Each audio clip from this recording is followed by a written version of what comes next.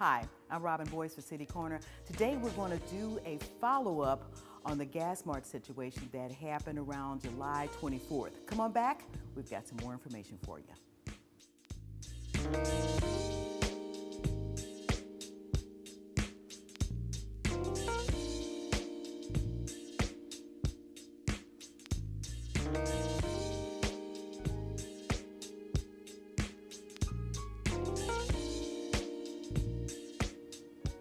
Welcome back. I'm Robin Boyce here in the studios for City Corner. Thank you for tuning in today. We've got a really good show packed with great information and a great follow-up on what has been going on here in the St. Louis community. I would say mid or late to middle July, around 24th, there was an incident at a Gas Mart at Goodfellow and Del Mar. There were protests that broke out afterwards. There was a woman who was kicked or assaulted by two of the employees of that Gas Mart. They were soon arrested afterwards, and also protests continued. In the studios with me, we have the owner of Gas Mart, our CEO, is Mr. Mike Jabbar.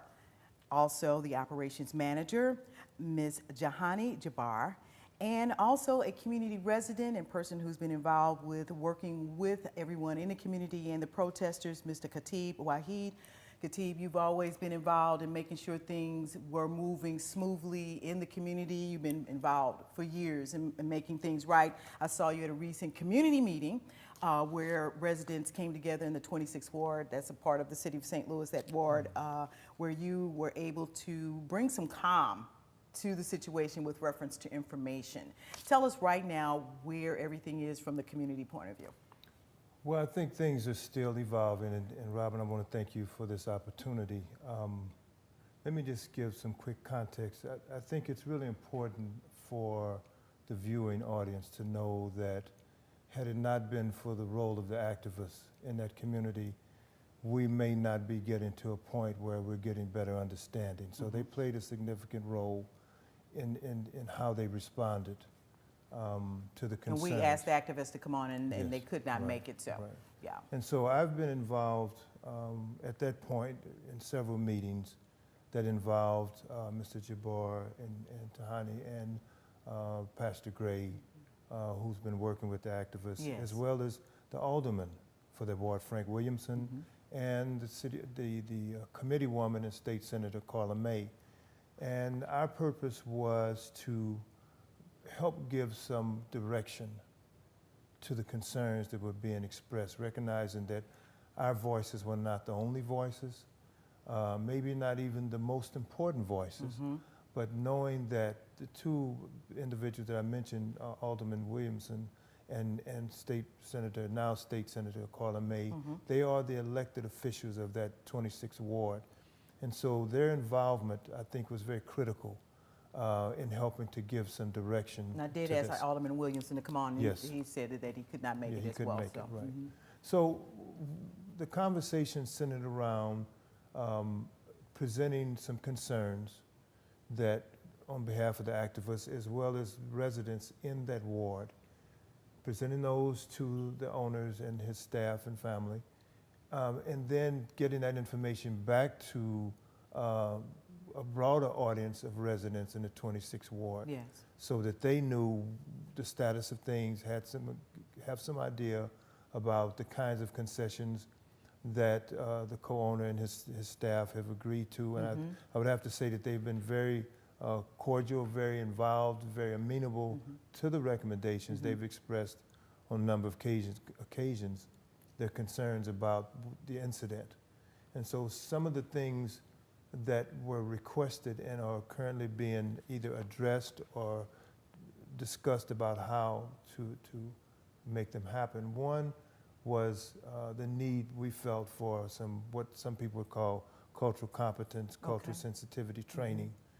And in this context, what it means is helping persons who are not familiar with that community, who don't have the shared lived experience of people in that community, understand what our strengths, what our needs, what our challenges are, and to respond to those in an appropriate and respectful way. The most often cited concern was what could and would be done for the victim. Okay. And again, it was my experience in talking with the owner and others that they were concerned about Miss Adams' The well-being lady as that well. was assaulted. yes. Kelly Adams. Kelly Adams. So that was the first issue that was raised, and then the issue about cultural competence. There's also has been expressed some concern and response to what we might call reinvestment. And what that- Reinvestment in the community, in the 26th Okay, ward, gotcha. in a way that helps build strength. It's based on an observation that often business owners and others will come into communities like ours, and they will pull dollars out. They will pull tax dollars out, and they don't get reinvested back in the community. That wealth is taken someplace else. And so it's almost like portions of the black community is constantly being drained of its resources, and nothing is being put back in. And so the idea of reinvestment speaks to the idea of how do we delay that? How do we eventually stop that? How do we find partners such as the owners at Gas Mart who recognize that that is a legitimate concern, and then to have discussions and action to address it? Now, with reference to those concerns and moving forward, with reference to Gas Mart, the gas station's back open. It is. You all been moving forward business as usual. Now, with reference to some of those current concerns and reinvestment, what do you all see are some of the things that you can do as a business in that community when reinvesting back into the community? You most recently had like a reopening where you welcomed everybody back, that the gas station is open, you did some back to school supplies and kinds of things, and you're asking folks to come to work for Gas Mart. Just tell us more. Yes, we had a back to school drive, and we gave out backpacks and supplies for all the children. Everybody that was able to make it out there, we gave it out. We gave out free meals that day too. So it was a really nice program that we did. We got really great feedback. That's just one of the programs that we plan on doing on a yearly basis. What did you like to do? What are some of the other things you want to do? There are Thanksgiving things that we're working on. We're working on Christmas dinners, and there's just other items that we're working on still. We're still in the talking. We have worked with, we've spoken to Slate, and we're getting ready to sign a contract with them. We're going to pick out a contract. Actually, Mike himself went and spoke with them. And hopefully by next week we should have a contract signed with them. Very good. So their reinvestment is getting folks employed within that community then. And the other gas marts that you own throughout the area, Mike? Yes, ma'am. We own about 12 locations in the city of St. Louis. So it's a good program. This is the first time really I heard about this program. And it's a wonderful program. I met with about 5 ladies yesterday. And a guy. So they were showing me about the program, and it's a great program. It give us a lot of easy for hiring from the community. Very good. So Very good. we are going for it, and I think by next week we should have sign up because there is more. Slate have more programs. They're ready to go. I mean, Yes, it's like yes. the one-stop stop that you can go to if you're looking for really good employees to bring on board who are from the community. Yes. So, so as you look at all of the other things with reference to aesthetics, I pass by that Gas Mart every day. I live in that community. I own property in that community. I've been in that community all my life. Exactly. I'm a lifelong resident from that community.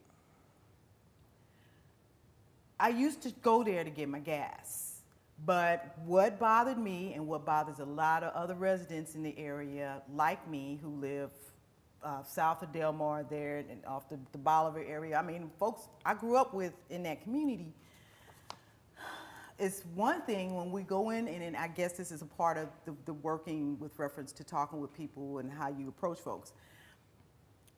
I didn't like the way the guys talked to me when I went into the stores. It's like, I'm a lady, I'm just here to get the gas and I want to leave. I don't need anybody talking to me, trying to get with me, anything. That happened a lot.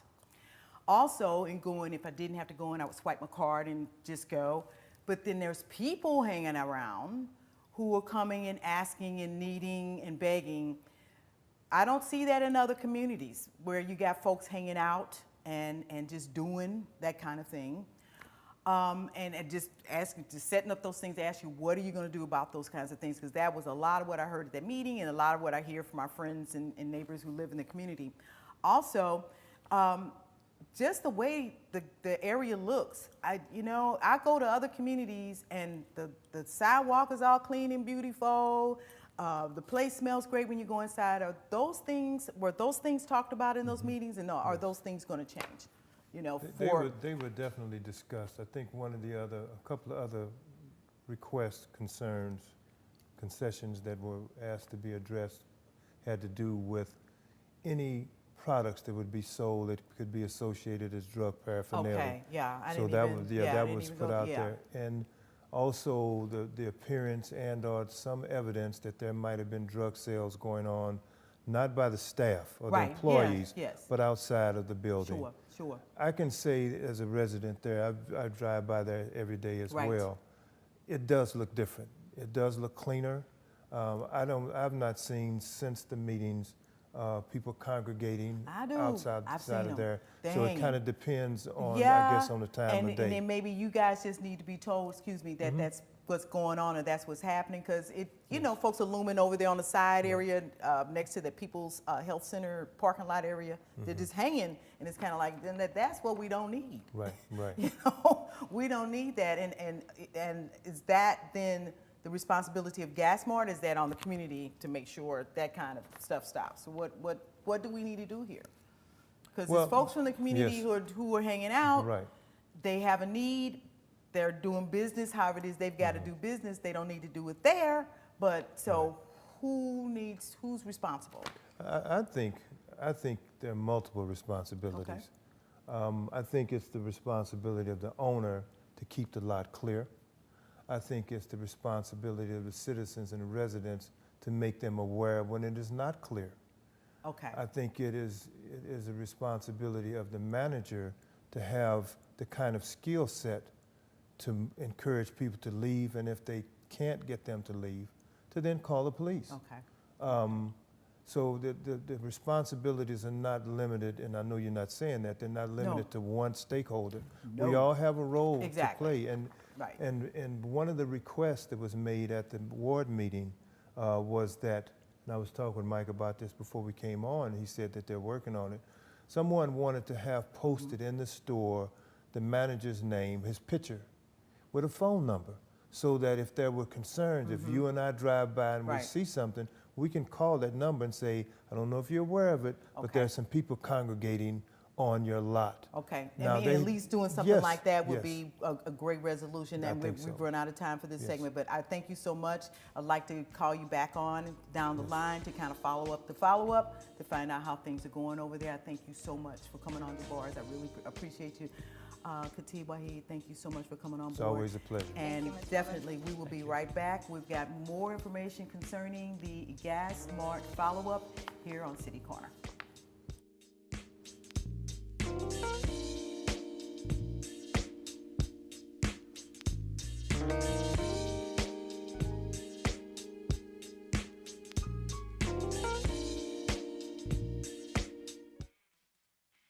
Visitors and residents love the St. Louis Zoo because it's free.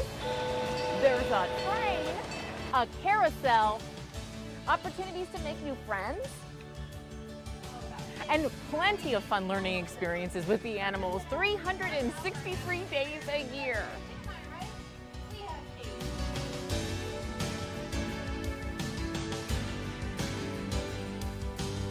So come and experience St. Louis.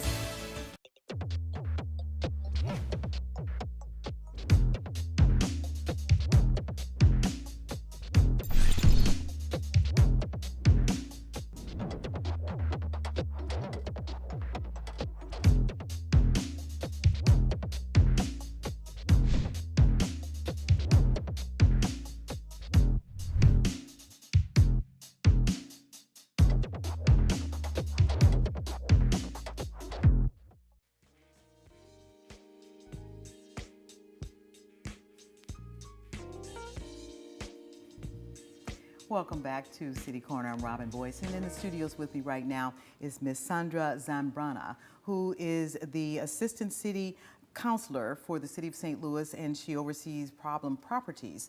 Thank you so much for coming on the program and talking with us. There was an individual, a representative from your office who was there to talk about some of the issues that were going on with the Gas Mart because the community began to see it as a problem property, and they wanted to get some things done immediately about what they saw, and then what we talked about in the first segment, people standing around. A lot of the residents were saying they saw drug deals. They see drug deals that are going on outside in the back from their homes that they can see from that particular gas station. First off and foremost, problem properties, I had no idea there was a department set up like that with the City of St. Louis that specifically deals with problem properties, and that you would consider that situation with the Gas Mart a problem property. But first, tell us, what do you all do? What does your office do? So basically, we have a team, problem properties unit. We have the prosecutor, the police officer, and the neighborhood improvement specialist. Okay. And we have meetings throughout the month. Specifically, there's one meeting where we sit down and we look at all the different properties that have been referred to either the alderperson or the police department, or the neighborhood improvement specialist has been notified about. And we review the information to see how many incidents they've had, what kind of incidents they had, and we decide at that point if we want to declare the property a nuisance. Okay. Or if we want to have an informal meeting with them to see, inform them of what's going on or find out if they know about it. So once that happens, then we, if we decide that it is a problem property, then we send a letter to the owner asking them to come and meet with us. We meet with them and we let them know about all the issues that we've heard or that we've seen, and we let them know that they need to resolve the issue. Otherwise, we can either send them a summons, which is like a traffic ticket. Okay. You have to come to court. You would see one of the prosecutors and pay between $100 and $500 for each incident. And wow. Yeah. Okay. Right. So in each, depending on the circumstance, usually with drugs or guns or serious matters, then we can take the property to a hearing and request the hearing officer to close the property for 12 months. Wow. So there are some mechanisms that the community can take that observe issues or problems, and these will be based off phone calls that the community can make to police then, or is there a number or somewhere that they could call specifically to make a difference? We always ask for people to, if they see crime, to call the police. Okay. So there are a couple of ways to contact the police. One of them is to call 911. And the other way is, if you want to remain anonymous, you can call the star 67 231 1212, which is the same operator for the police. However, when you press star 67, it blocks. It's the non-emergency number. Okay, it's a non-emergency number, and that number is, again, it's star 67 231 1212 that people can call if they see a nuisance situation happening, if they do not want to be identified by the dispatcher who picks up the phone from the police department. And usually that's because people are afraid. Sure. They see some, a drug dealer or somebody with guns, and they're afraid of calling because they don't want, I'm not sure exactly, like whatever fear they may have. Well, there are lots of fears. Having been involved in a situation like that, the police, and being at that time a first home buyer, police will come straight to your house and let the individuals that you're trying to deal with, know that, oh, they're the ones who called. So that's a lot of times what happens with a lot of residents, where they don't call because it's like, oh God, they're coming in and letting everybody know what's going on. But with this number, this star 67 number, the police won't necessarily know who called. You can do that from a cell phone as well. Yes. Okay. Because it's not a privileged line. It's not 911. So because it's a regular landline, then... Yes. Okay. Right. Okay. Yeah, I get that process. Now, if For example, with the Gas Mart situation, I'm not asking you to comment at all on where the office is with that situation at this point, because I know that's legal information. People have to actually call and say that they see some problems that are going on to make a difference to your office. Is that correct? Correct. Is it important then for, and this is this is really important, because people talk about that Gas Mart being a part of making sure there isn't a food desert over there, because it sells food. It has milk, things in there for kids that they need, as well as they sell gas. So it's sort of like a convenience store for people that live in that community. But if people are going to use it and they want it to stay open, they need to take action if they see some problems then? That's what we ask of all citizens, is that, because there's no way that we can do it on our own. So we need help. And so if you see any type of crime, if you see any drug activity, if you see people harassing other people or anything that it's considered a crime or something that is a nuisance per se, then I would absolutely advise people to call the police and let them know such and such is dealing drugs, or I'm seeing something, or whatever it is that you're witnessing.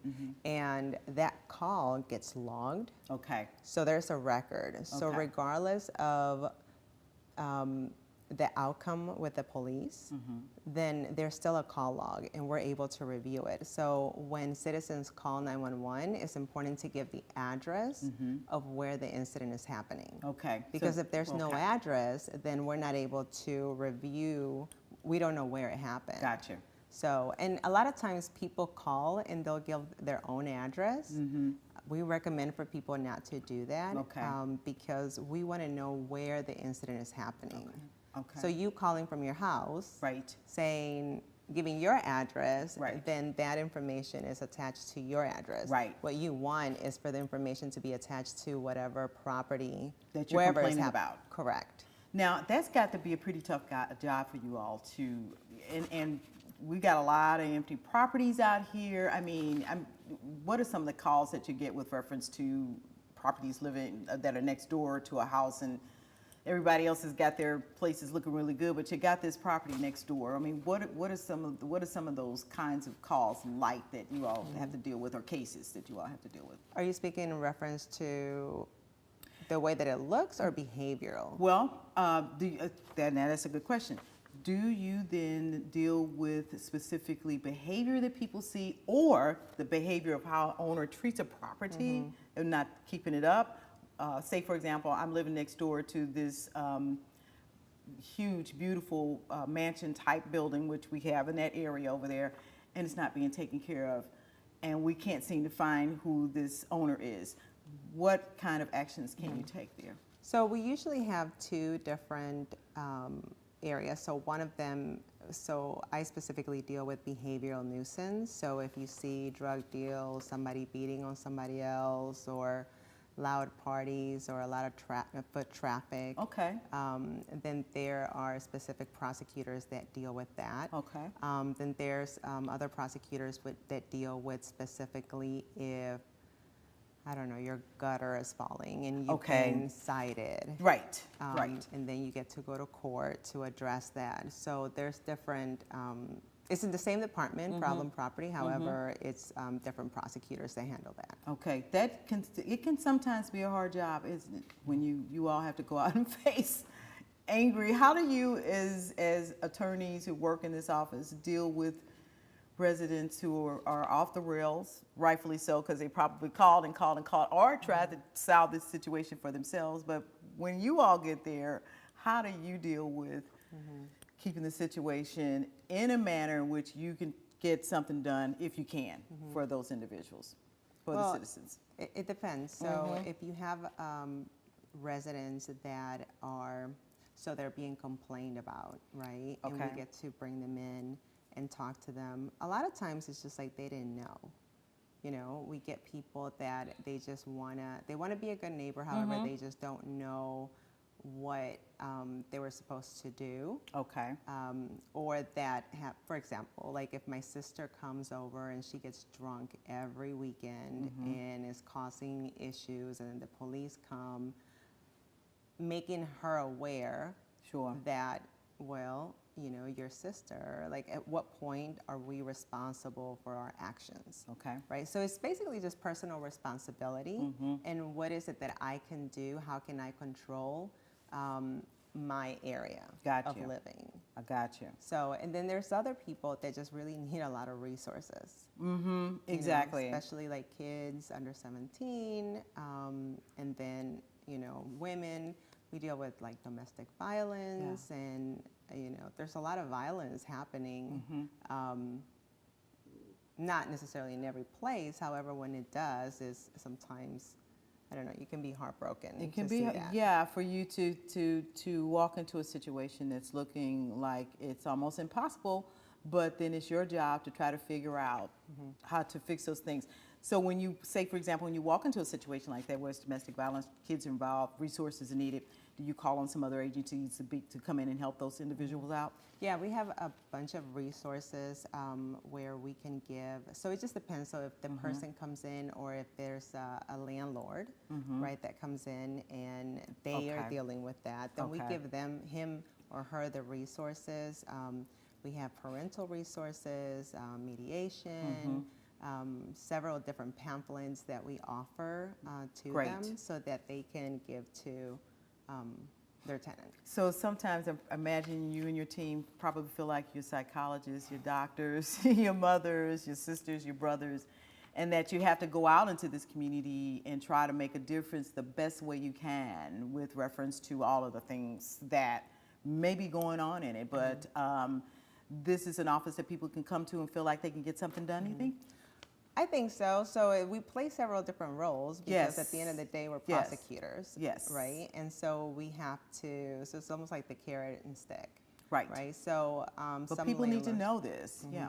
Right, so some landlords, you know, you have to tell them, like, you need to clean your act up. Or do something about it right away, or Absolutely. you all are going Like, to move forward. Yes, because it's not okay to let all these different things happen. Right. No, it's not in okay. your property. No, it's not okay. And Right. I appreciate you coming on and talking with us about it. Thank you so much. You're welcome. I'd love to have you back on again to talk more about how to take care of problem properties and do it the right way. Thank you so much. I Thank you. appreciate it. And thank you so much for tuning in to City Corner. We're going to have a great, great day. I hope you do. See you next time.